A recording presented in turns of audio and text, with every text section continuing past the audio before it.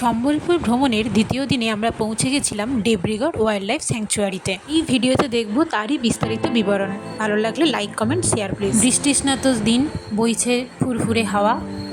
জহর মিনার দেখে আমাদের গাড়ি বারগড় ক্যানালের ওপরে থাকা রোডের ওপর দিয়ে ছুটে চলেছিল আমাদের গন্তব্য দেবরিগড় ওয়াইল্ড লাইফ স্যাংচুয়ারির দিকে। বৃষ্টি ভেজা পথ, গাড়ি চলেছে বেশ দ্রুত। ডান দিকে দিগন্ত বিস্তৃত হীরাকুদ ড্যাম, দূরে বড় পাহাড়, জঙ্গল ক্রমশ ঘনীভূত হচ্ছে। আমরা ধীরে ধীরে পৌঁছে যাচ্ছি আমাদের দেবরিগড় ওয়াইল্ড লাইফ স্যাংচুয়ারিতে।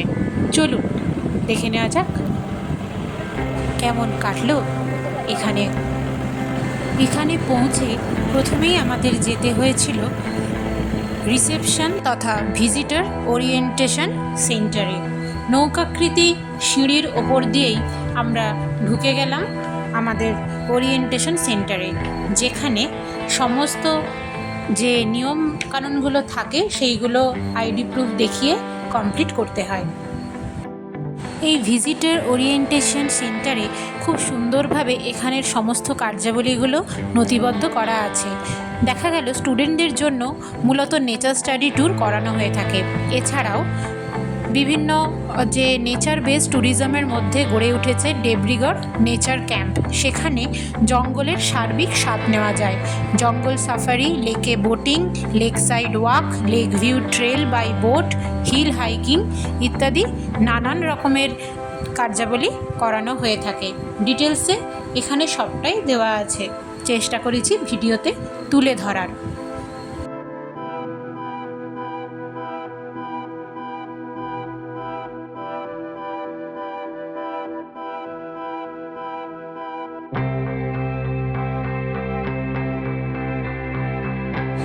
এখানে দেওয়ালে টাঙানো বোর্ড থেকেই জানতে পারলাম এখানের এই ধোদ্রকুসুম যে গ্রিন ভিলেজ সেটি স্কচ অ্যাওয়ার্ডের সেমিফাইনালেও উঠেছিল। অনলাইন বুকিংয়ের বাকি কার্যাবলীগুলো আমাদের টিম লিডার এখানে সেরে নিল। এখানে কিছু ডে নাইট প্যাকেজের কিছু পেপার কাটিংস মানে ক্লিপিংস দেয়া রইল, তো সেটা আপনারা দেখে নিতে পারেন কীরকম কী খরচ হয়। আর এখানে কিছু ইতিহাস জানা গেল। চলুন যেতে যেতে শোনাই সেই গল্প।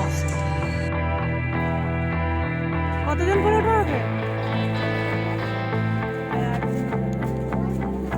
2, 3, 4 কোনটা? 16 জনের দল, 8 জন করে দুটো গাড়িতে বেরিয়ে পড়লাম জঙ্গল সাফারির উদ্দেশ্যে।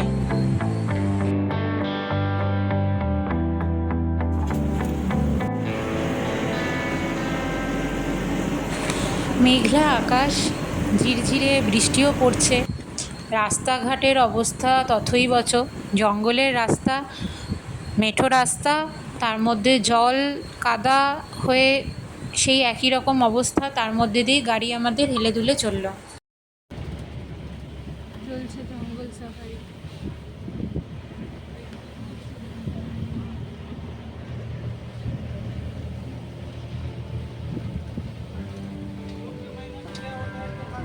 একদম শেষের দিকে বসে লাফাতে লাফাতে চললাম জঙ্গলের আরও গভীরের দিকে। সবুজ যেন আরও সবুজ, একটা অদ্ভুত নিস্তব্ধতা, নীরবতা। তারই মধ্যে আমাদের একজন সঙ্গী তার ডিএসএলআর ক্যামেরা নিয়ে তাক করে বসে রইল, যদি কোনো জঙ্গলের প্রাণী দেখা যায় তার ছবি তুলবে বলে। জানা গেল সম্বলপুরের রাজা তথা ফ্রিডম ফাইটার রাজা বীর সুরেন্দ্র সাই ব্রিটিশ বিরোধী গরিলা যুদ্ধ পশ্চিম ওড়িশার এই বড় পাহাড়ে অবস্থিত এই অরণ্য থেকেই করেছিলেন। তাই এই দেবরিগড় ওয়াইল্ড লাইফ স্যাংচুয়ারিতে রয়েছে কিন্তু ইতিহাসের ছোঁয়াও। জঙ্গলের একটা নির্দিষ্ট পয়েন্টে যখন গাড়ি যায় তখন সেখানে অটোমেটিক একটা ফ্ল্যাশ হয়। তো সেটা জিজ্ঞেস করে জানতে পারলাম যখন কোনো গাড়ি ঢোকে এবং যখন বেরোয়, তো ওই যে একটা ফ্ল্যাশের মধ্যে দিয়েই, অর্থাৎ একটা ক্যামেরায় ওদের একটা মার্কিং হয়, তো সেটা কিন্তু একটা নথিবদ্ধ থাকে যে কোন গাড়ি গেল, কোন গাড়ি বেরোচ্ছে। আপন বেগে বয়ে চলা জলধারা, নাম না জানা অসংখ্য গাছপালা, বনের যে নিজস্ব নির্দিষ্ট যে একটি সুর, সেই সুর, কানের মধ্যে এখনও বেজে চলে। পথে পড়ল ডেব্রিগড় নেচার ক্যাম্প। এটি জঙ্গলের আরও কাছ থেকে থেকে জঙ্গলকে উপভোগ করার একটি ভালো মাধ্যম। এটার জন্য ডেব্রিগড় ইকো ট্যুরিজম সেল রয়েছে, যেটি হীরাকুদ ওয়াইল্ড লাইফ ডিভিশন, বরাগড় এবং সম্বলপুর তথা forest and environment department, government of Odisha দেখভাল করে থাকেন। এটার জন্য কন্ট্যাক্ট করতে হবে 9438113285 অথবা 6372907291 অথবা 876333739899 অথবা আপনারা লগ ইন করতে পারেন www.ecotourorisha.com এ। উড়িষ্যার বারগড় জেলায় পাহাড়ের পাদদেশে হীরাকুদ লেকের পাশে প্রায় 347 স্কয়ার কিলোমিটার এলাকা জুড়ে অবস্থিত এই অঞ্চল কিন্তু বায়োডাইভার্সিটির একটি বিশেষ সম্পদ। পাশেই পড়ল বিস্তীর্ণ হীরাকুদ ড্যামের অংশ, যেখানে পশু পাখিরা জল খেতে আসে। এই অঞ্চলটি বহু স্তন্যপায়ী প্রাণী, পাখি, উভচর, সরীসৃপ এছাড়াও বহু রকমের উদ্ভিদ, প্রজাপতি, মাকড়সা ইত্যাদির একটি বিশেষ বাস্তুতন্ত্র তথা বায়োডাইভার্সিটিযুক্ত অঞ্চল। এখানে এমন একটি স্যাংচুয়ারি গড়ে উঠেছে যা স্থলজ এবং জলজ বাস্তুতন্ত্রের তথা জীববৈচিত্র্যের রক্ষক।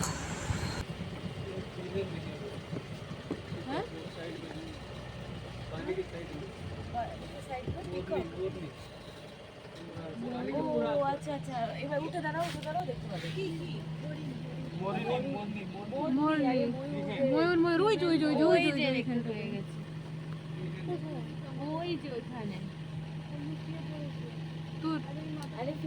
যে দেখলাম ময়ূর, তবে যাওয়া আসার পথে আমরা প্রচুর ময়ূর দেখতে পেয়েছি। বেশ ভালো লাগে যে সত্যি এটা ওদেরই অঞ্চল, স্বাধীনভাবে ঘুরে বেড়ায় নিজেদের মতন আপন মনে খেয়াল খুশিতে। তাদের ডাকও আমরা শুনেছি প্রচুর।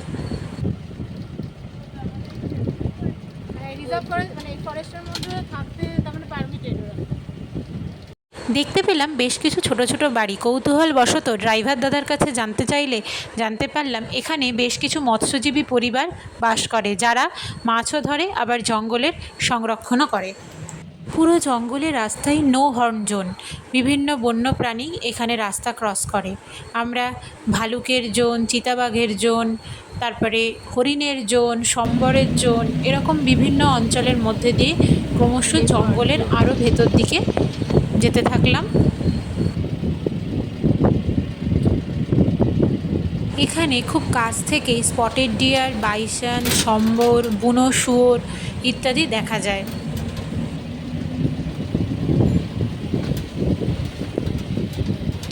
এখানে জল খেতে এসে হ্যাঁ, এটা লেপার্ড শুনতো, দেখলাম তো লেপার্ড জল, হ্যাঁ এসে জল খেতে চলে যায়।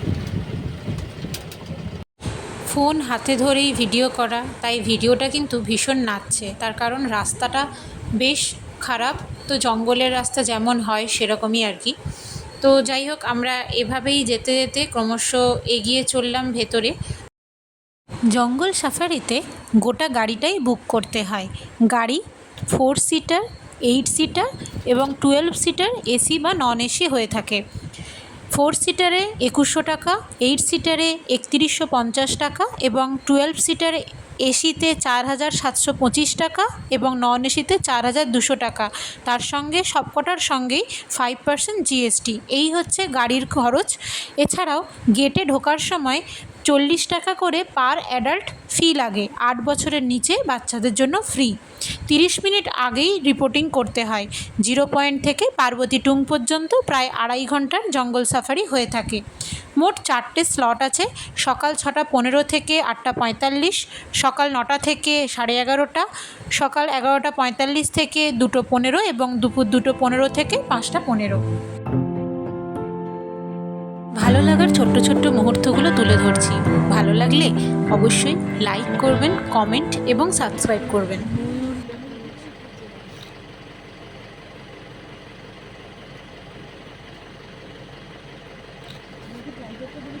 কিছুই নেই। সত্যি বলতে আমাদের চোখে যে সৌন্দর্য ধরা পড়েছিল বা বনের আওয়াজ, তার যে ধ্বনি, সেটা আমাদের কানে যেভাবে ধরা পড়েছিল তা কোনোভাবেই কিন্তু ফোনে বা ক্যামেরায় ধরা সম্ভব নয়। আমাদের ছিল 2:45-এর স্লট, অর্থাৎ দিনের শেষ স্লট। অন্ধকার করে এসেছিল, মেঘলা আকাশ, ঝিরঝিরে বৃষ্টিও পড়ছিল। টোটাল বনের যে সবুজ ভিউ, সেটা কিন্তু আমার অন্তত বেশ ভালো লাগছিল। ড্রাইভার দাদার উৎসুক দৃষ্টি যেমন খুঁজে চলেছে বন্যপ্রাণ, তেমন আমাদেরই আদ্রিতা দূর থেকে কিছু হরিণ দেখতে পেয়ে তুলে নিল তার ডিএসএলআরে কিছু ছবি। এইভাবেই বন্য পথ দিয়ে আমরা এগিয়ে চললাম আমাদের শেষ বিন্দু পার্বতী টুঙের কাছে। পথে বিয়ার জোনে আমরা ভালুক দেখতে না পেলেও আমাদের আরেকটি গাড়ি, যাতে আরও 8জন সদস্য ছিল, তারা কিন্তু ভালুক দেখতে পেয়েছিল। इधर है ये तो वाच टावर, আচ্ছা ये साइड में टॉयलेट है আচ্ছা और साइड में लेमन टी चाय बिस्कुट मिलेगा। আচ্ছা साइड में अच्छा व्यू है, 10 से 15 मिनट ब्रेक का है।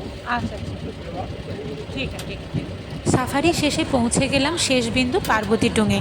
এখানে একটি ওয়াচ টাওয়ার আছে, এছাড়া আছে টয়লেট, একটু চা বা স্ন্যাক্স খাওয়ার জায়গা এবং তারই সঙ্গে নদীর ধারে যাওয়ার একটি পোর্শন। চলুন দেখে নেওয়া যাক। আমরা কোন দিকে যাবো তাহলে? একই তো। এগিয়ে চললাম ওয়াচ টাওয়ারের দিকে।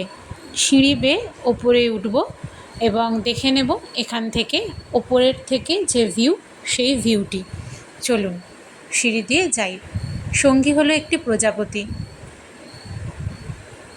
এবারের ভ্রমণে সেটা দেওঝরণ ফলসই হোক বা এখানে, প্রজাপতি কিন্তু বেশ সহজলভ্য, অর্থাৎ সহজলভ্য বলাটা হয়তো ভুল, কিন্তু প্রজাপতিটা বেশ সহজেই দেখা যায়, বেশ ভালো লাগে।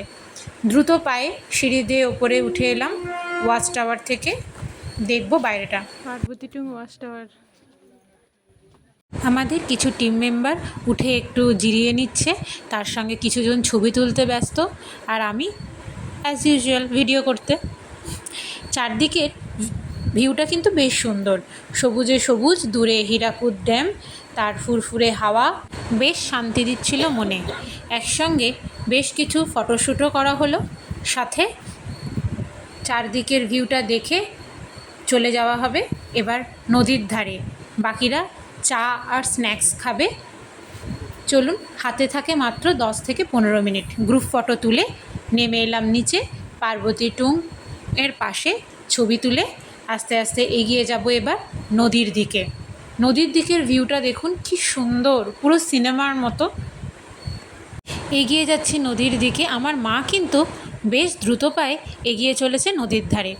মেঘলা দিনে ফুরফুরে হাওয়ায় ভিউটা ছিল অ্যাস্থেটিক।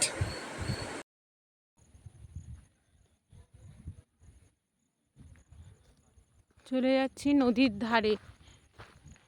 হীরাকুদ ড্যামেরই এটা একটা পার্ট। নদীর ধারে চলে যাচ্ছি।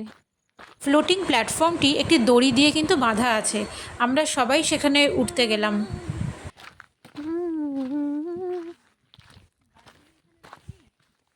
গুনগুনিয়ে গান গাইতে গাইতে এগিয়ে চললাম নদীর দিকটাতে।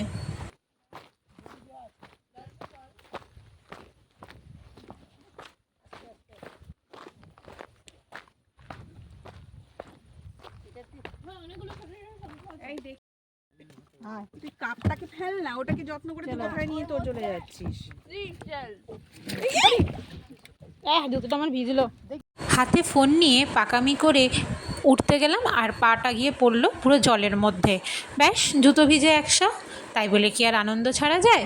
উঠে পড়লাম ওই ফ্লোটিং প্ল্যাটফর্মে, কিছু তুললাম ছবি। ড্রাইভার দাদা বলেই দিয়েছে 10 থেকে 15 মিনিটের বিরতি, কিন্তু এই অঞ্চল থেকে যে যেতে আর মনই চায় না। একে একে সবাই আসছে, টপাটপ কিছু ছবি তোলা হলো। সিঙ্গেল ফটো, গ্রুপ ফটো ইত্যাদি নানান রকম মনের মতন ছবি তুলে ফিরে চললাম গাড়ির দিকে। ফেরার পথে বসে পড়লাম ড্রাইভার দাদার পাশের সিটটাতেই।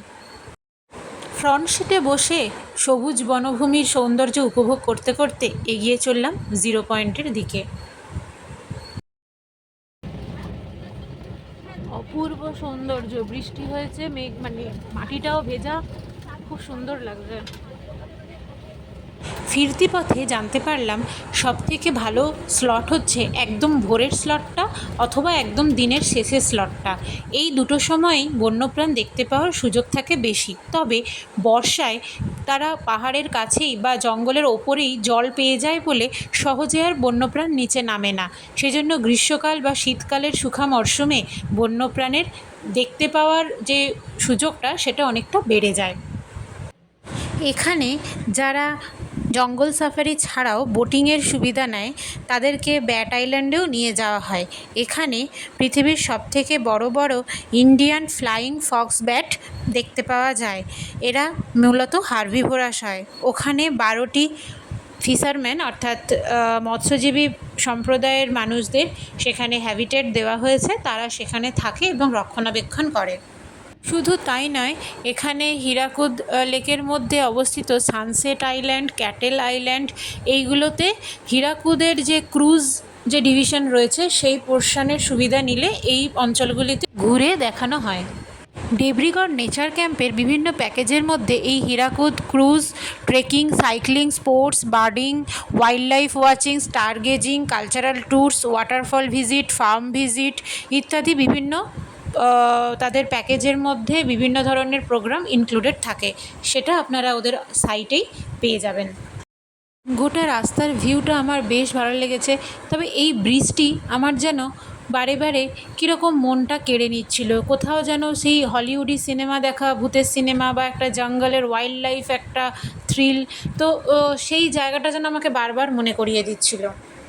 বড় বড় উইয়ের ঢিপি বনের আদিমতার যেন পরিচয় দিচ্ছিল। আর উইয়ের ঢিপি দেখে হঠাৎ করে কেমন মনে পড়ে গেল সেই রামায়ণের ঋষি বাল্মীকির কথা। আমাদের সামনে সামনে বাবা মা ছেলের 3 জনের একটি টিম চলেছে জিরো পয়েন্টের দিকে জঙ্গল সাফারি শেষে। আমরাও চলেছি জিরো পয়েন্টের দিকে। আর কি কোনো বন্যপ্রাণ দেখতে পাবো জানি না, তবে সমগ্র রাস্তাটি বেশ ভালো লাগলো। পথে পড়ল সল্ট পিট। এখানে বন্যপ্রাণীরা নুন খেতে আসে।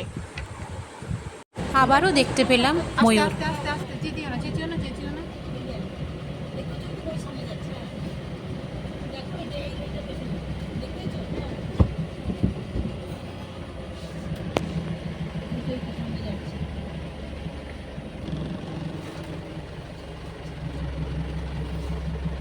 ময়ূর দেখে মৎস্যজীবীদের গ্রাম পেরিয়ে আমরা আবার ধরলাম বনের পথ, আবার এগিয়ে চললাম। আমাদের সামনের গাড়িটি ঢুকে গেল নেচার ক্যাম্পের দিকে, অর্থাৎ ওনারা ওখানে রাত্রিবাস করছেন। আমরা এগিয়ে চললাম জিরো পয়েন্টের দিকে। ये वाला नेचर कैंप की तरफ जा रहा है ना? हाँ, जो नेचर कैंप से जो हाँ। नाइट स्टे करते हैं वही लोग भी सफारी कर सकते हैं। हाँ, अच्छा अच्छा अच्छा। देवरीगढ़ नेचर कैंप जो है वो भी तो सरकारी है ना? हाँ, सरकारी मतलब ADC इको टूरिज्म हाँ डेवलपमेंट। हाँ हाँ, ये वही ETDC।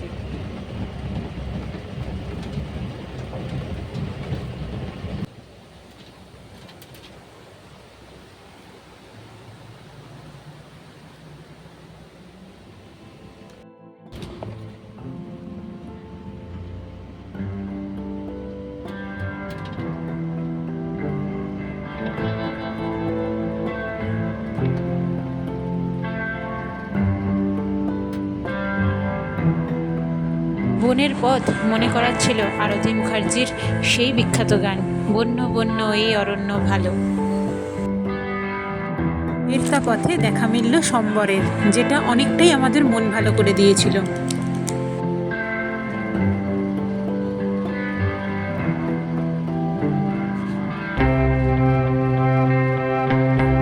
দেখা পেলাম বুনো শুয়োরেরও।